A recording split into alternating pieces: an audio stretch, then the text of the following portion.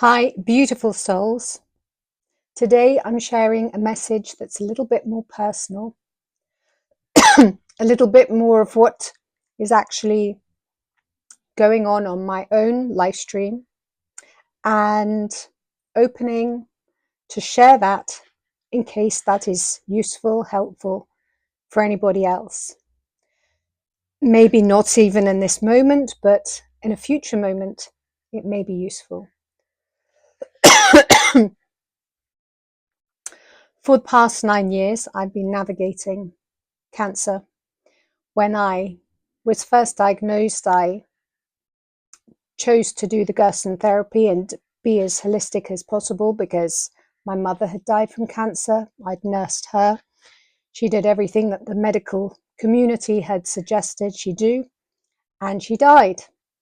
And it's hard to watch somebody you love die, especially when they become further and further away from you, as they take the drugs they're told to take, as they're told to take these certain painkillers that take them into a place of, well, what can I say, in between worlds, in a very dark place in between worlds. I say this because anybody that's ever experimented with certain drugs will know that if inside you is calm and peaceful and loving, then what you'll experience when you take hallucinogenic drugs, which are also considered in the same sense like morphine and that sort of thing that they give patients for pain. You take those and you have a calm, loving, peaceful inside. What you'll experience is calm, peaceful, and loving and jolly. But if you are taking those kind of drugs, hallucinogenic drugs, and deep inside you, you haven't done the inner work and you're still very much in polarity, in separation, in fear, then what you will experience is not fun. And that's pretty much what she experienced. So I say this not to create fear, because obviously if people need medication to reduce pain in their bodies, you want to really consider doing as much inner work as possible, become as light as possible, and focus on light things. Be as light as possible. Focus on light things. Do it now. Begin that journey now to become the light. It'll serve you well. So during my journey, I have tried and sampled and experienced and documented and played with lots and lots of different protocols. Loads. I've also dipped in and out quite extensively with integrative medicine as well, which means I have done chemotherapy, I have done radiotherapy, and I've done all sorts of things to my poor, beautiful body vehicle. No, I'm not poor, I'm not poor. But the body vehicle has certainly been through a lot. It has experienced a lot, and it has encountered a lot. During any time when you put drugs into your physical body, you will change your makeup. You will change the way you feel. It will disrupt relationships. It will disrupt your day-to-day life. And it will take you into a place that can make you feel depressed and sad. And most people that are in this kind of position that I'm in are probably on antidepressants and goodness knows what else. Because when a human being isn't able to fully fulfill their potential or be in service or doing something that they feel is truly useful, or if they're not, I don't really like the word, but if they're not accomplishing as much as they would like to, fulfilling their destiny, let's say, then they can shrink and go inwards and become a victim. And becoming a victim is a very dangerous place to be, because it's a very disempowering place to be. So I want to say that if anybody should be experience any form of illness, disease, doesn't have to be cancer. It could be that somebody's experiencing something that is making them feel challenged, whatever else. There is a way out. There is always a way out. And the way out is within. It's one of my favorite quotes from a Parker Palmer book. Can't remember the name of the book now. Anyway, I often write down little quotes when it really touches me. So consider what it is you want to feel. And if you want to feel good, happy, empowered, you have got to change the narrative of how you see yourself in a situation, in a challenge. If your challenge is really pushing you, then ask yourself, what's the highest purpose in this? What is it that my high self, my soul, has brought me into this moment for me to, one, remember, to enhance my learning, and for me to ultimately share? Because every experience that we receive whilst we're here on the planet Earth school, the higher purpose, apart from the higher purpose of on a soul level, is the sharing level, because it's unifying. We're unifying, we're coming together. So even on a soul level, a soul is just not one single thing. So much more than that, because we are a collective. We are all one. But we use certain words because it helps to share and to make descriptions and make conversation understandable for one another whilst in human form. Because once we leave human form, or once we transcend within our human forms here, becoming fully as divine human, I say divine, we are all divine, but once we transcend the lower levels of the human, then we don't have to be so specific and descriptive in the way we explain, because we telepathically are able to instantly understand everything that needs to be understood in any moment, in any conversation, telepathically, feeling it, knowing it, knowing it deeper than we could ever know right now, because that level of clarity has been restored to us. That is how we communicate in many different places and existences through time and space. Anyone that is knowingly aware of their galactic heritage and remembers aspects of their galactic heritage will remember just how clear everything is in those different dimensions, because it is so much clearer, much easier to communicate. In fact, it's so much harder to communicate as human, on a human level. So we often have to use certain words that we don't necessarily wish to use, because they do feel a bit contracted and we want to expand at every given opportunity. Now, for me, it could be easy for me to fall into fear, really could. You know, where I am at this stage in my journey, in my life stream, medical professionals, God bless them all, you know, they don't exactly paint a jolly picture. Then on the polar opposite, even though we're all as one, and there are, and those poles are becoming less apparent,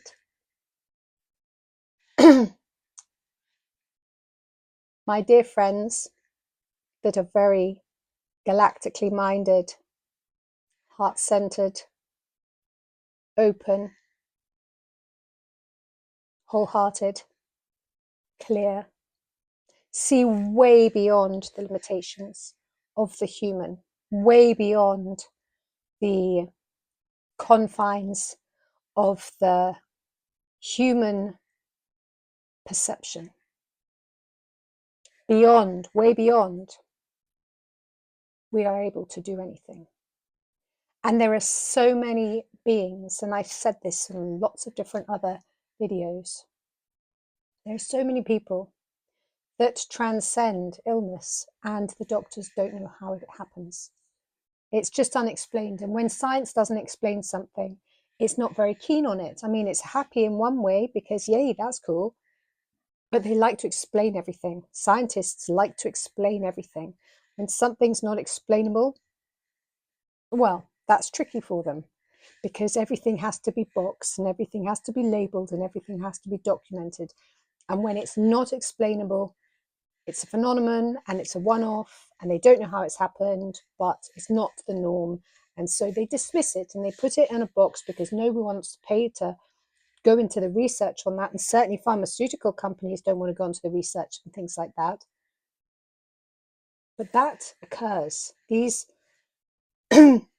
radical remissions occur when somebody gets beyond their mind, gets beyond their human, and starts living as their almighty I am in this now, starts focusing on the love, starts knowing themselves as light, and everyone has the power to do this. So no matter who you are, you have always got the power to transcend anything. Now, that's not to say to become complacent of where you are, but if you perpetually talk about all of your limitations, you're not going to move beyond it. So you've got to be very careful about your language and using your language with wisdom and with clarity about what you want to create. And say, for example, somebody goes, oh gosh, how are you? Are you all right? And all this sort of stuff, yeah? Don't say, I am, blah, blah, blah. I'm, you want to be very careful, like bend the conversation a little bit, bend the wording. I am experiencing some whatever. I have noticed there is this going on. There is a bit of a whatever happening. But be very careful, just distance yourself from the words so that you can help people to understand where things are at the moment, but also not creating too much of it close to you. You don't want to own it. Don't own it. I know some people love to own it. Some people say the exact reverse. They'll go, own it. It's mine. Oh, if it's yours, you hang on to it then. But we don't want to hang on to it. What we want to do is to use this light that's in this beautiful planet, all the light that we're receiving right now, which is so pure and so supportive of us transcending the limitations that humanity has had for God knows how many years.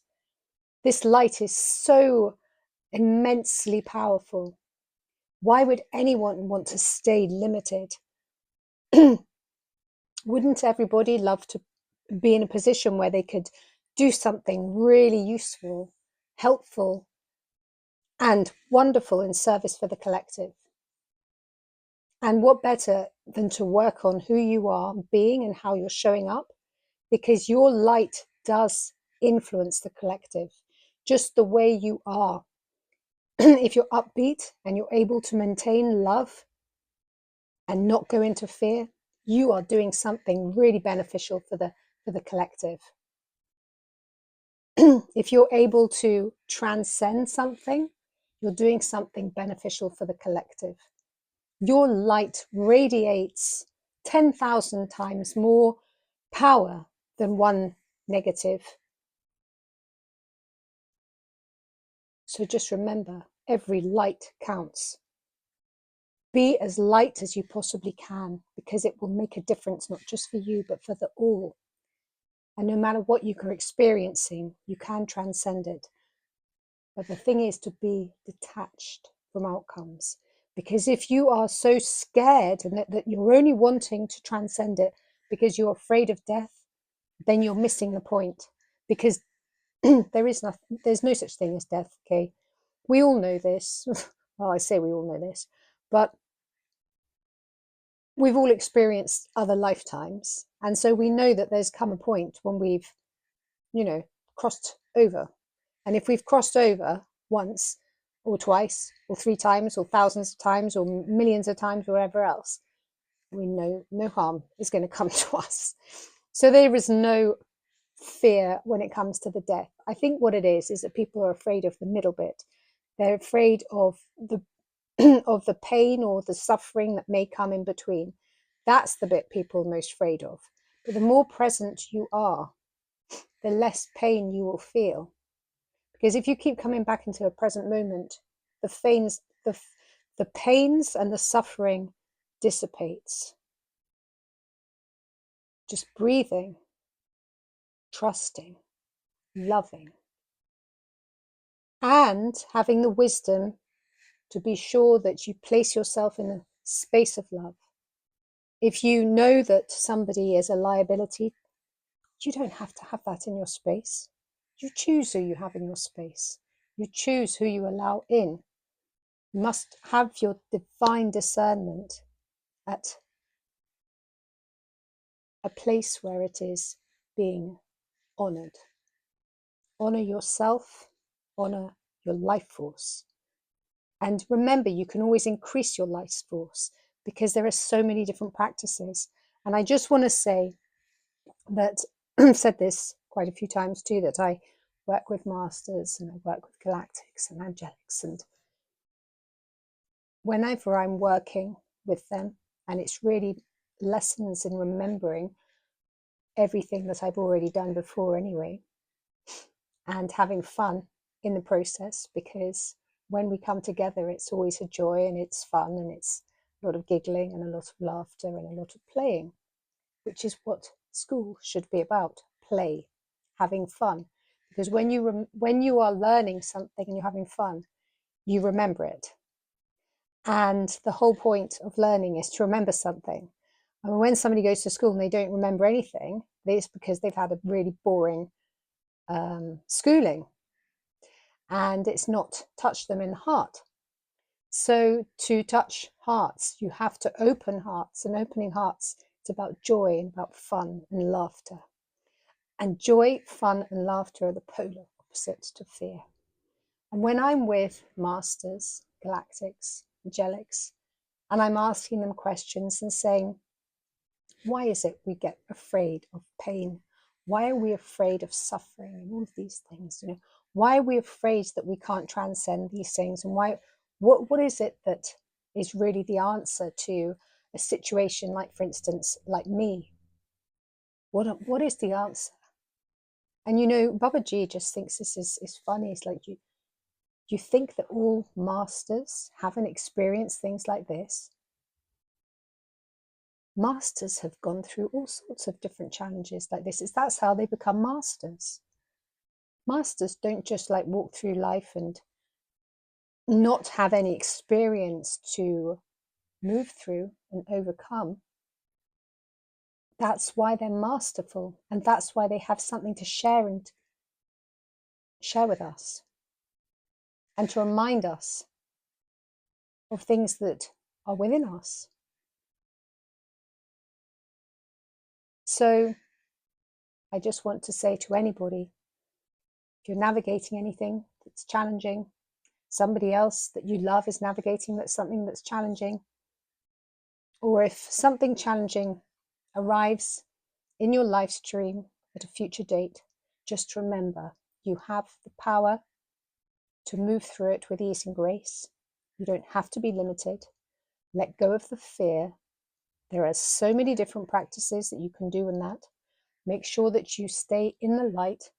Don't be reading all of the stuff that brings your spirit down. Don't be reading the Stephen King books and the Gadine Kuntz and watching the horror films and all of those things. Even if it is tempting, okay? Put it aside. Let it go. Focus on love. Focus on what you want to create, and focus on what you want to gift this planet, this lifetime, and focus on that with everything that is light and love. Thank you. Thank you for watching. My name's Zaza. Do you know, I did this video in the field and I was like, yeah, put my stuff away and realized I hadn't put the microphone on. I was like, oh, and then it started raining. So I was like, okay, well, I'll do that later on from my desk. And here I am at my desk with a stack of things that I must address at some point today. Thank you very much for watching. And I just realized this is a long one. So if you have the patience to watch it, I very much appreciate that. And I wish you great love on your paths. Peace.